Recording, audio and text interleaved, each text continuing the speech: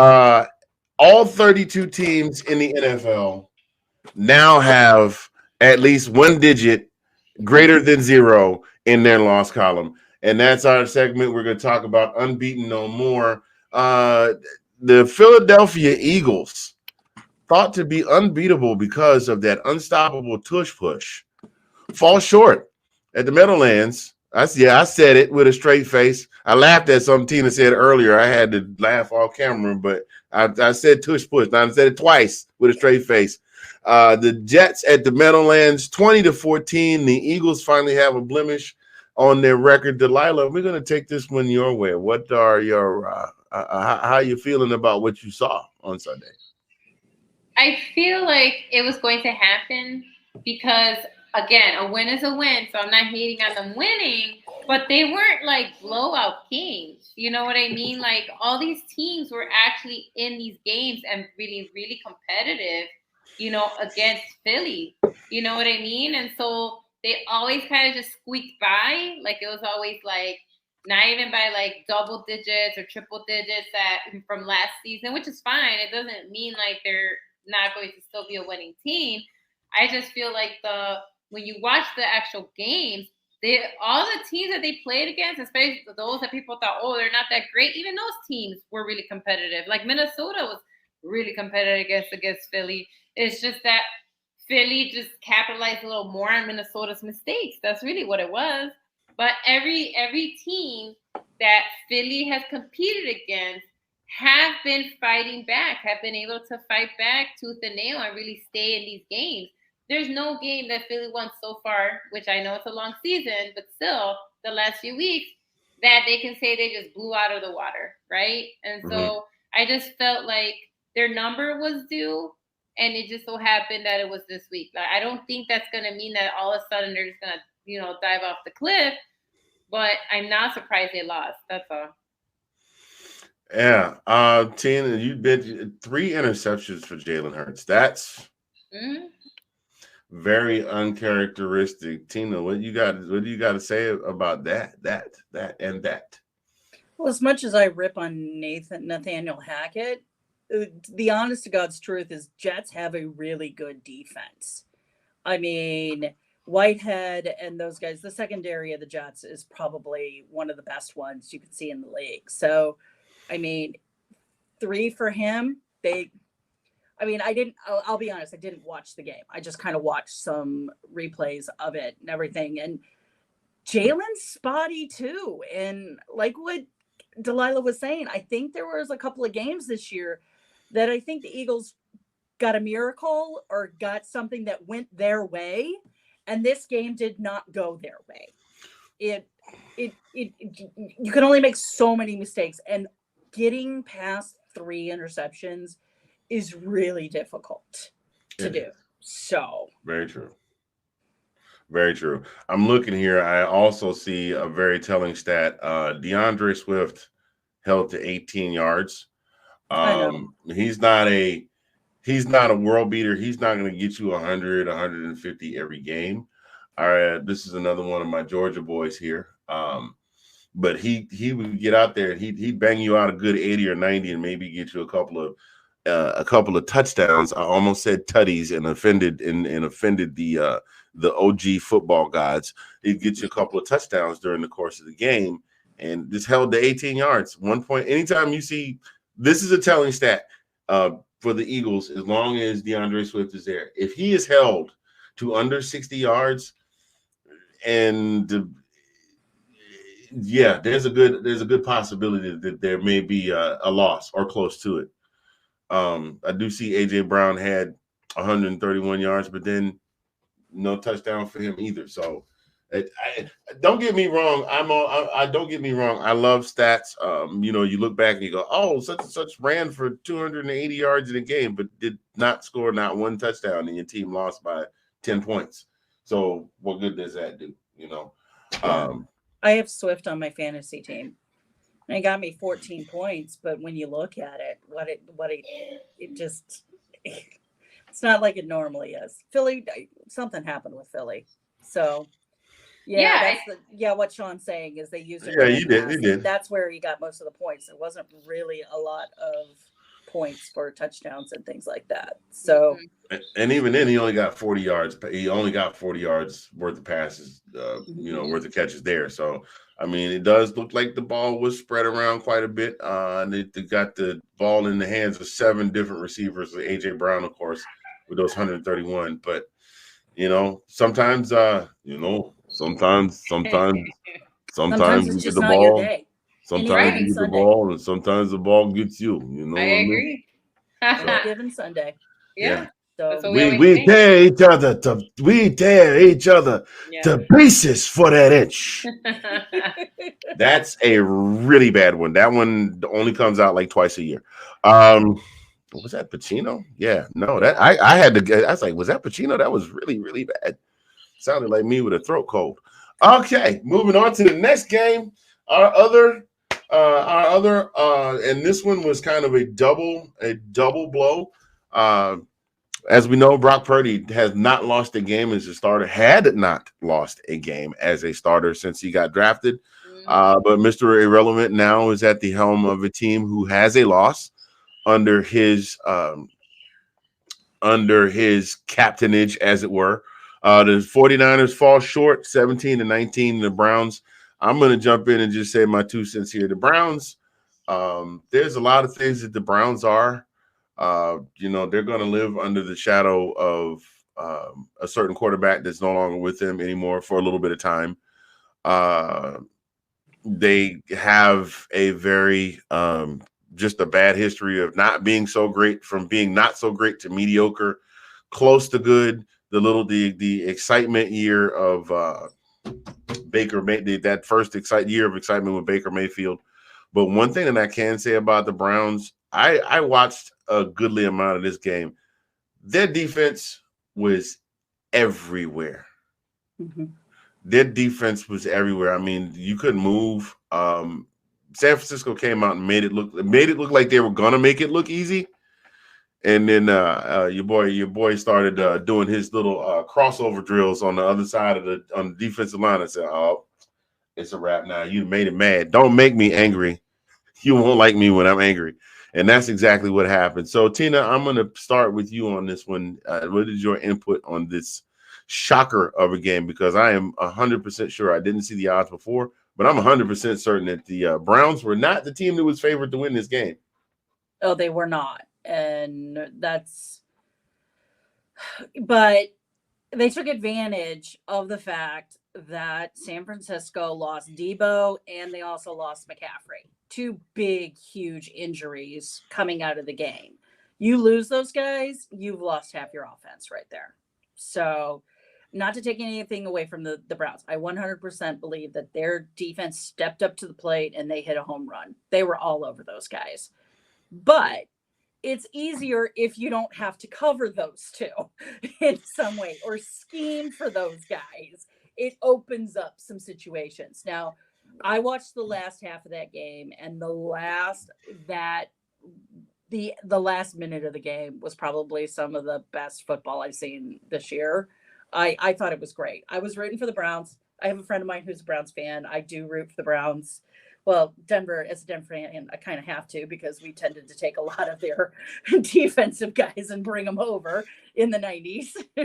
So, but yeah, I mean, Purdy's, as people like to say, Purdy's going to have to pull his boots up by the strap, just move on from this game, learn what's going on, and depending on what comes out with Debo and McCaffrey, he's gonna maybe have a bit of a tougher haul for a little while. So he's gonna have to show that it's worth it for him. But he's also got the mastermind Shanahan that will scheme whatever way he needs to keep him in the hunt and keep him at the lead. So that's my thought.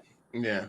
And Delilah, over to you. God, you kind of touched on where the question I was going to hand Delilah about Brock Purdy, but now that, but to follow up on what you said, with Debo out, with CMC out, we don't know how. Do we know how long yet? How long they're anticipated to be out? CMC had to go under an MRI because it's like an oblique thing, so they're looking at that. I didn't have a chance to check on what the Debo stats was. Okay. Well, with Debo and CMC out, it kind of Yeah. reminds me of that movie. What was the movie where the kid broke his arm and all of a sudden he could throw a 200-mile-an-hour fastball? Oh, you talking about the baseball? Yeah, the Yeah, I baseball know the movie. baseball movie. Yeah, he played for But the It's Cubs. set in Chicago. He ended up Right. on the Cubs team. But the thing is at the end of the movie when he steps on the ball and loses the ability to throw that gas, and old boy's like, "Oh, that's all you got." So now, do you get the feeling that other teams are looking at San Francisco going, "Oh, boys, it's time to eat now"? It's Thank you, OG. it's rookie of the year. Yeah, so you got it too, Sean. I love that movie. I grew up watching that movie. I know it's not Angels in the Outfield, but I can't remember. No, but I love that it movie is. too. But I love that movie too. I love both those movies. But yeah, no, that movie was hilarious to me. Anywho, but yeah. So Yeah, I agree with Nate. I don't. Mm-hmm. I feel like everyone still questions Purdy because of the fact that he was undrafted QB and he went undrafted, but it's like he still won. Like he that was an NFL record actually, you know, that they finally snapped a long winning streak in a regular season, okay? And he did that just coming in out of nowhere, like off the, you know, like people are like, hey, next man up, and he did it. So, you know, I really don't want us to start going, oh, whoa. You know, I just let's you know, the 49ers were still in that even after losing CMC and Debo. Yep. Just to put that out there. It wasn't like they got blown out. That was a tough football game. That was like one of those, like, you know, everybody talks about those old school, like, rough and tumble. That's what that game was. Both defenses were getting sacks, were getting interceptions, were pressuring the offense. It was a defensive game, really. That's why you didn't see, you know, any, you know, flair or whatever. So I tried not to do it. You said flair, and I had to woo. Yeah, I just want us to just kind of like, let's look at the team as a whole. I wouldn't count out the 49ers. Like, again, this is a team that lost 3 quarterbacks and still made playoffs. You know what I mean? Like Tina was saying, somehow Shanahan just manages to cobble things together and they just work. I wouldn't take this win as all of a sudden say, oh, there go the 49ers. Don't do that. Like, we know, that man pulls out wins because he's just good at putting those plays together. So I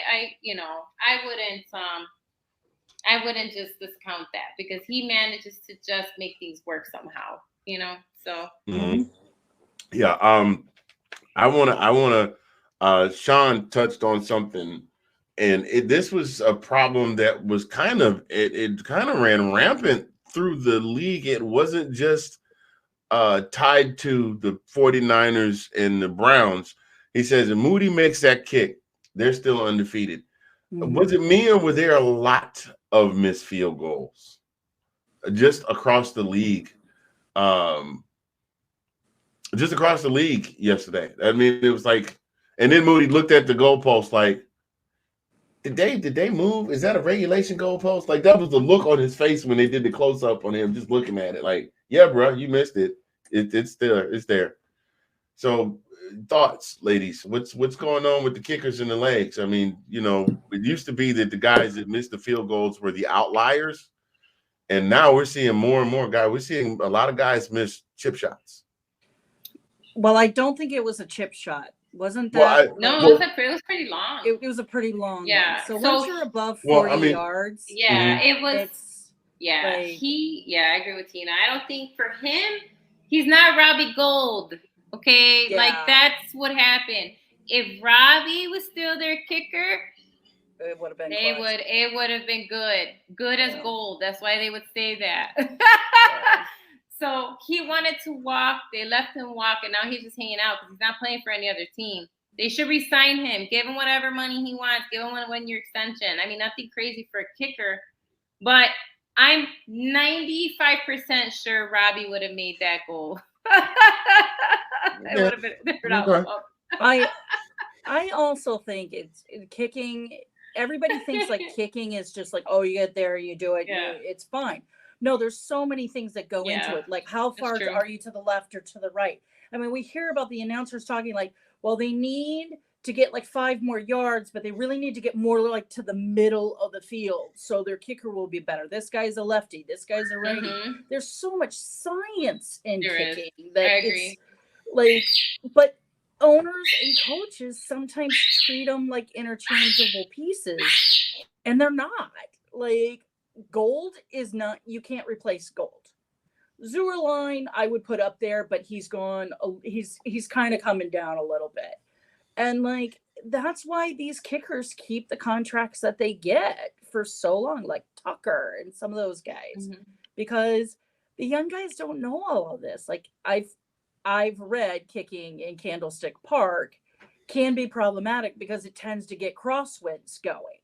And if you're dealing with crosswinds, it changes where you got to kick it, how you got to kick it, and where you're going. So, yeah, let's see. Sean's agreeing with you, but I'm just saying, I mean, statistically, I'm going by statistics on gold, actually, not just like, I didn't see any kicker. Yeah. That was Robbie.